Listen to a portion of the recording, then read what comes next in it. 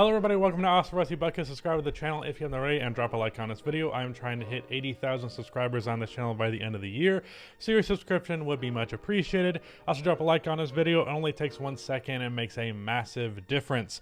Weird series of games that I watched today because I didn't really watch all but one of them in full because they were kind of, I don't know. I watched Magic Warriors, but that game is over by the third quarter, so the fourth quarter was on in the background, but I really was not paying attention. And then I watched the second half of Clippers versus Blazers because I didn't think that I'd have to watch that game because no Dame or CJ for the Blazers, but then it ended up being an actual game. And then, of course, I watched the Bulls game. So I'm going to talk about the first 3 quarters of Magic Warriors, the half of Blazers Clippers, and the Bulls Nuggets game.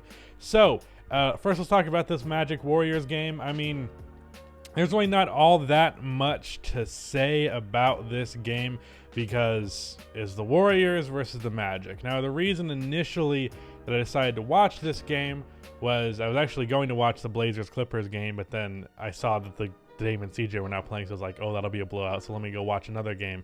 And I saw that the Magic were up 15-5 in the first quarter.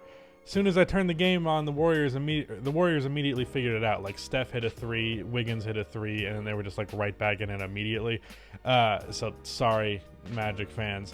But it immediately became a bloodbath rather quickly. Now, I will say, to the credit of the Magic, there were instances of them making a comeback.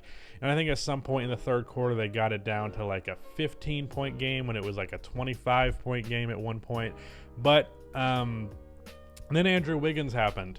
Andrew Wiggins finished the game 8 for 10 from outside, which I would not be surprised if 8 3-pointers is Andrew's career high. I felt like he hit 3 in a row in the third quarter at one point, and he just went the fuck off, and that was kind of it. Steph had himself a really good game, which is nice to see. He hit 7 3-pointers. He had a really, really bad 3-game skid where the first game with the Phoenix Suns, he was awful. Second game with the Phoenix Suns, he was efficient, but he didn't shoot the ball a lot. And then he had an awful game versus the Spurs where he was like, what was it, like 5 for 19? So it was nice to see him have a bounce back game. Jordan Poole was awful in this one, although he made one really, really nice baseline move. I mean, I will say he passed better than you'd expect from Jordan Poole, but he shot 27% from the field.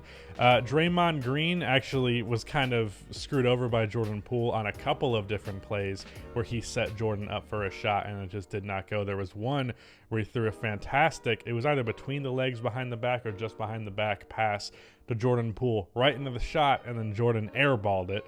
So that was cool. Bielitsa had himself a stretch in it was either the second or third quarter. I believe it was the second quarter.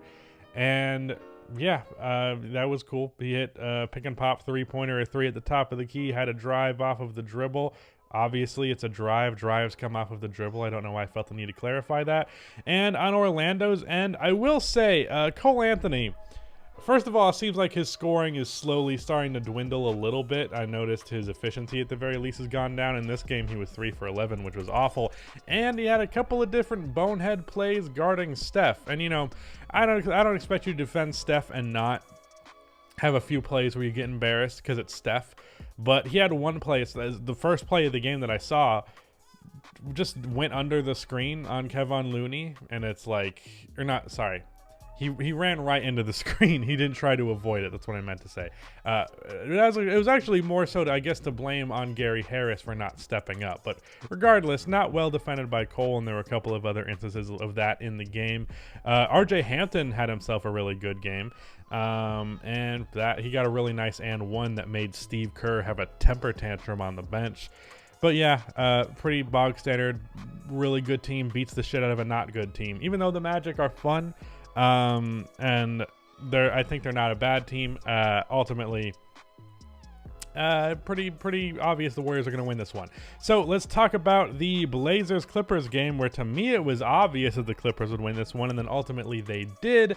But it was tied at halftime, or at least really close at halftime when I tuned into this game, and I actually weirdly have very little to say about this game because while the Blazers were in it, it wasn't some you know, there wasn't some like, holy shit, there's some crazy thing happening here. It was really just like, it felt more like the Clippers were underperforming than the Blazers were overperforming. That said, the right players you want to step up did step up. I know that Dennis Smith had a really good game in his first start the other day, and he had 13, 6, and 7 in this game, so that's definitely not bad.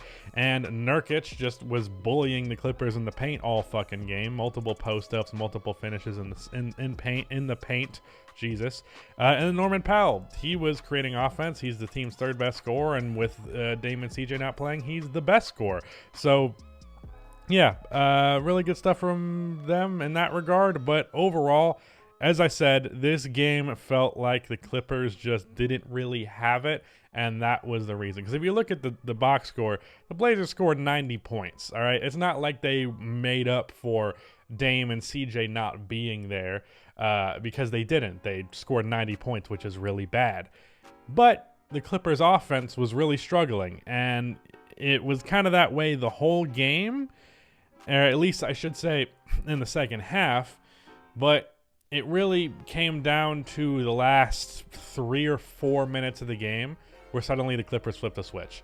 And it was mostly Paul George. There was a little bit of Reggie Jackson. He threw a really nice pass into Isaiah Hartenstein, who seems to be getting more and more minutes and more like standing out to me when I watch the Clippers. Paul George, multiple isolation shots, a couple of pull-up mid-range shots at the top of the key to close the game. He had a dunk out of a pick and roll. Reggie Jackson overall didn't play well, but I think he hit a big 3 out of the corner. I believe that was him who hit that shot. Someone hit a 3 out of the corner at the very least. So yeah, it was kind of just the Clippers were asleep, and then they're like, okay, it's close with 5 minutes left. Let's not be asleep anymore. And then they won. So kind of a waste. They could have probably put this team away way earlier than they did, but at the end of the day, at least they fucking won, and they can move on. The Clippers remain a very interesting team. And then finally, I'm going to talk about the Chicago Bulls. I'm going to probably title this video "The Rookie That You Have Never Heard Of." Now, odds are you actually probably have heard of him if you're not a casual, but I don't know you. You might be. This game was very interesting. The Bulls without DeRozan because he's under health and safety protocols. Hopefully he will be back soon.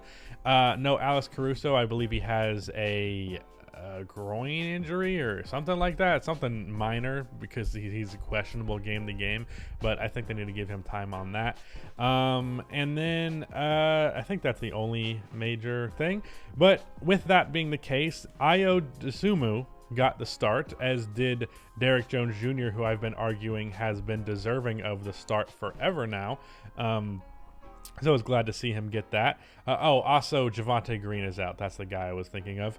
But in this game, Lonzo Ball, Zach LaVine, Nikola Vucevic, all 3 of them, well, 2 of them stepped up. Vucevic was, yeah, his efficiency was bad. He did shoot 3 for 8 from 3, which was cool, but he shot 8 for 24 overall, so I didn't even realize it was that bad. I knew he was inefficient, but Christ.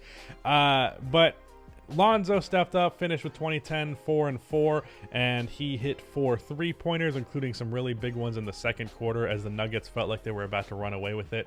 He hit 2 big threes back-to-back that kind of stunted that run.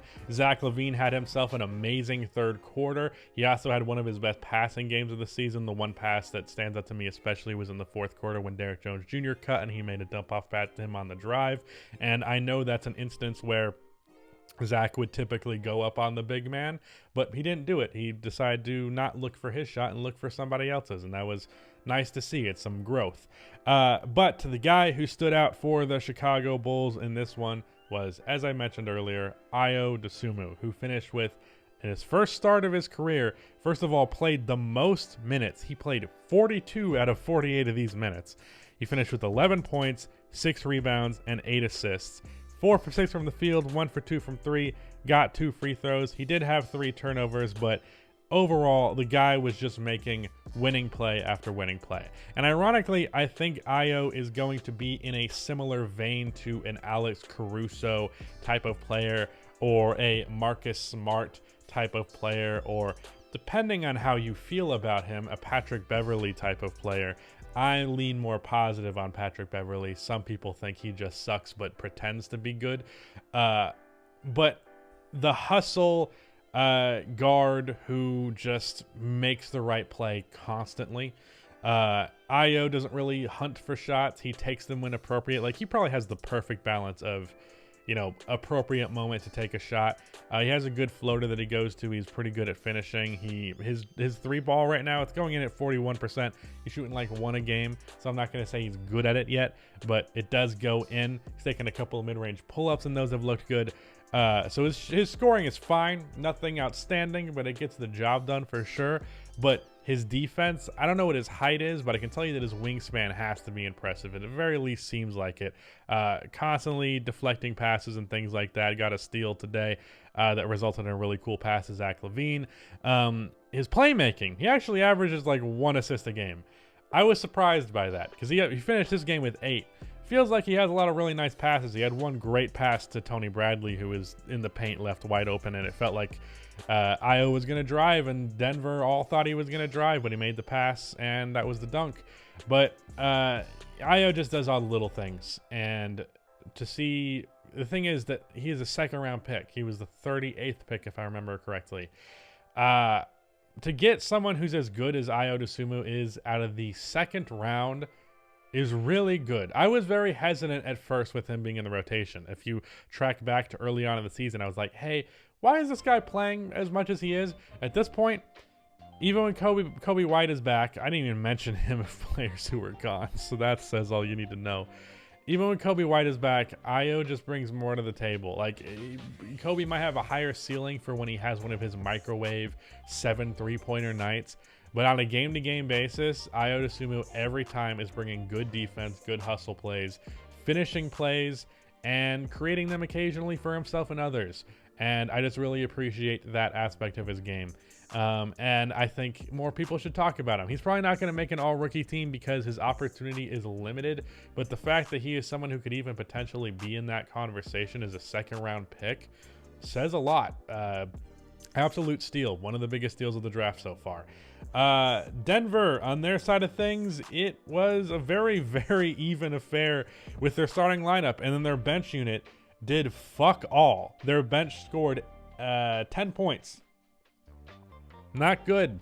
Their starting lineup, however, 18 points from Aaron Gordon, 17 points from Nikola Jokic, 19 points from Will Barton, 19 points from Monte